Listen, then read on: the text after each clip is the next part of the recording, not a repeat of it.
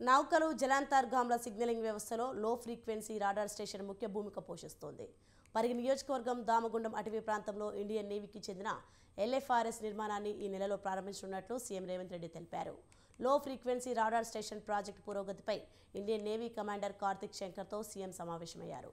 అటవీ ప్రాంతానికి దామగుండం ఆలయానికి ఎలాంటి నష్టం వాటిల్లకుండా ఈ ప్రాజెక్టు చేపడతామని నేవీ కమాండర్ కార్తిక్ శంకర్ తెలిపారు.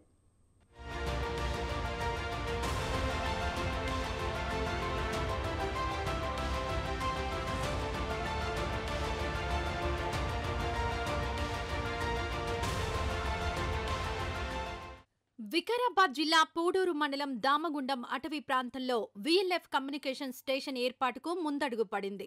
LFRS ప్రాజెక్టు పురోగతిపై సచివాలయంలో ఇండియన్ నేవీ కమాండర్ కార్తిక్ శంకర్తో సీఎం రేవంత్ రెడ్డి సమావేశమయ్యారు. పరిగి ఎమ్మెల్యే టి రామ్మోహన్ రెడ్డి సైతం ఈ సమావేశంలో పాల్గొన్నారు. ప్రాజెక్టు పనులు సజావుగా పూర్తి చేసేందుకు నేవీ అధికారులతో సమన్వయం చేసుకోవాలని పరిగి ఎమ్మెల్యే రామ్మోహన్ రెడ్డికి రేవంత్ రెడ్డి సూచించారు.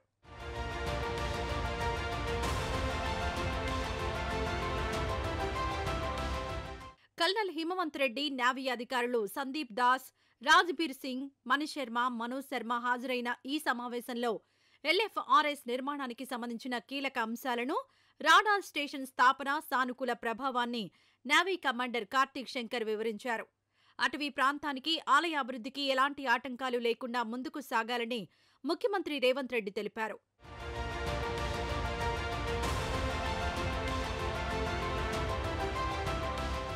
సీఎం రేవంత్ రెడ్డి సూచనలపై స్పందించిన కార్తిక్ శంకర్ LFRS నిర్మాణం వల్ల అటవీ ప్రాంతానికి, దామగుండం దేవాలయానికి ఎలాంటి నష్టం వాటిల్లదని తెలిపారు. పరిగి ప్రాంతంలో నావికాదళ సౌకర్యాల నిర్మాణానికి, అభివృద్ధి పెంపుదలకు, ఉపాధి అవకాశాలకు ఇది దోహదపడుతుందని కార్తిక్ శంకర్ పేర్కొన్నారు.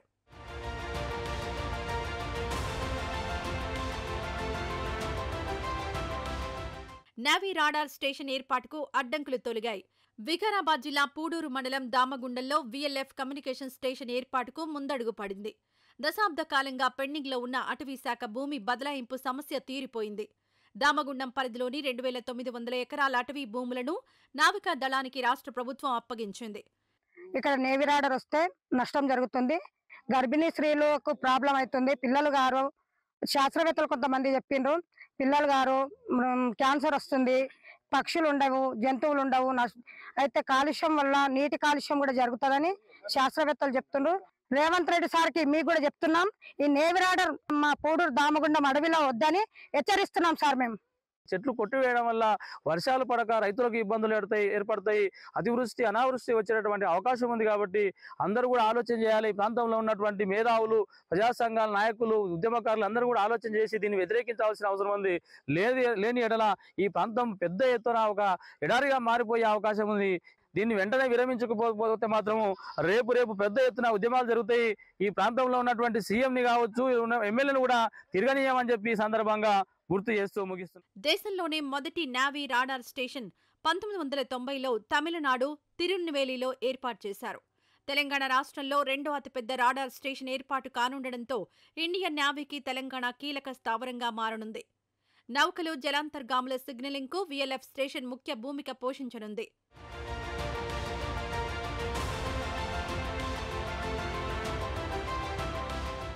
దామగుండం అటవీ ప్రాంతంలో నేవీ రాడార్ స్టేషన్ ఏర్పాటు కోసం 2010 నుంచి రాష్ట్ర ప్రభుత్వంతో నావికా దళాధికారులు సంప్రదింపులు జరుపుతున్నారు. పర్యావరణ అనుమతులు వచ్చినా అటవీ శాఖ భూముల బదలాయింపులో తలెత్తిన కొన్ని సమస్యల వల్ల ఈ ప్రాజెక్టు ముందుకు సాగలేదు. ఇప్పుడు సీఎం రేవంత్ రెడ్డి చొరవతో లైన్ క్లియర్ అయింది. దీంతో విశాఖ తూర్పు నావికా దళం రాడార్ స్టేషన్ ఏర్పాటుకు రంగం సిద్ధం చేయనుంది.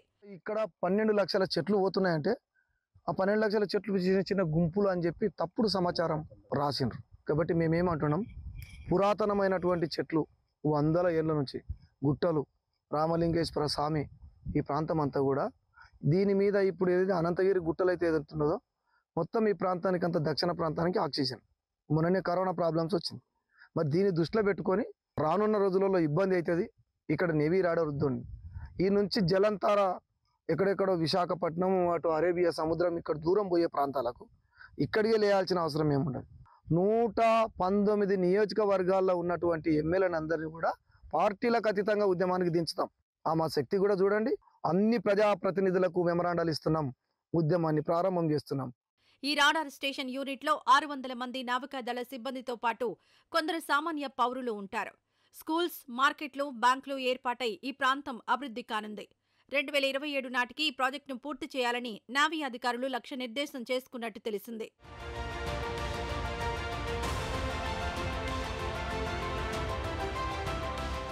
అయితే నావీ రాడార్ స్టేషన్ ఏర్పాటు వల్ల పర్యావరణానికి చేటు వాటిల్లవచ్చని కొందరు స్థానికులు సందేహం వ్యక్తం చేస్తున్నారు. దీంతో పర్యావరణ ప్రేమికులు ఆందోళన వ్యక్తం చేస్తున్నారు. రాడార్ స్టేషన్ ఏర్పాటు కోసం దాదాపు 12 లక్షల చెట్లు నరికివేతకు గురవుతాయని, దీనివల్ల అటవీ ప్రాంత సమతుల్యం దెబ్బతింటుందని ఆవేదన చెందుతున్నారు.